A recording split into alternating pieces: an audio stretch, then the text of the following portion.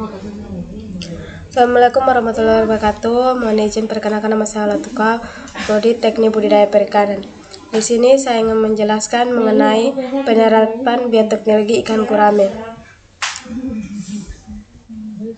Definisi ikan gurame merupakan salah satu jenis ikan potensial di Indonesia. Pengembangan usaha budidaya ikan gurame tersebut masih terkendala karena pertumbuhan yang dimiliki ikan gurame tersebut masih relatif lambat, baik pada fase pemeliharaan benih maupun pembesaran. Pertumbuhan pada ikan gurame dipengaruhi oleh faktor dalam dan faktor luar. Faktor dalam yang mempengaruhi pertumbuhan antara lain keturunan atau genetik, seks, umur, ketahanan penyakit.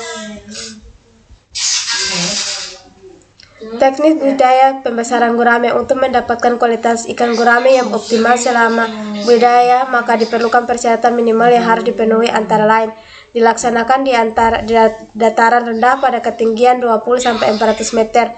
Kuantitas dan kualitas air mencukupi. Kualitas air yang dibutuhkan yaitu air tenang, bersih, dasar kolam tidak berlumpur, kekurangan air 40 cm dan permukaan air tidak tercemar bahan kimia, beracun dan limbah. Kadar NH3 tidak lebih besar dari 0,02%. pH air 6,5-8. Apabila pH di bawah 6,5, maka untuk menaikkan pH dilakukan pengampuran dengan CaCO3. Sedangkan apabila pH di atas 8, maka untuk menurunkan dilakukan pemupukan dalam kandang.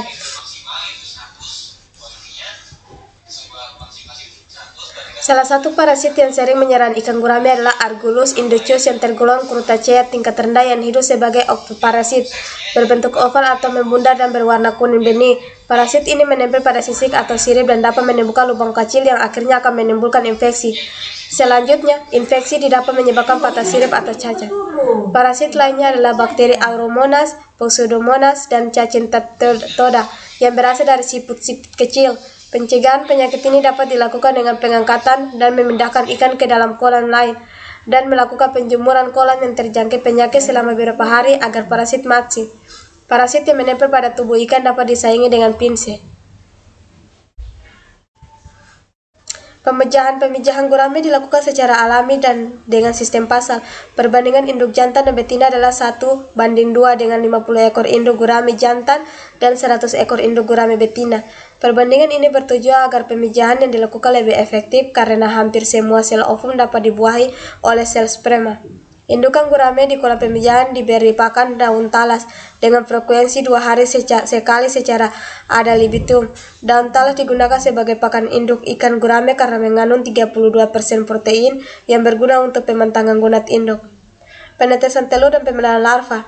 Telur gurame diteteskan di dalam akuarium berukuran 1,5 meter kali 0,5 meter kali 0,5 meter di dalam ruangan tertutup atau indoor. Penempatan akuarium di dalam ruangan membuat kondisinya terkontrol.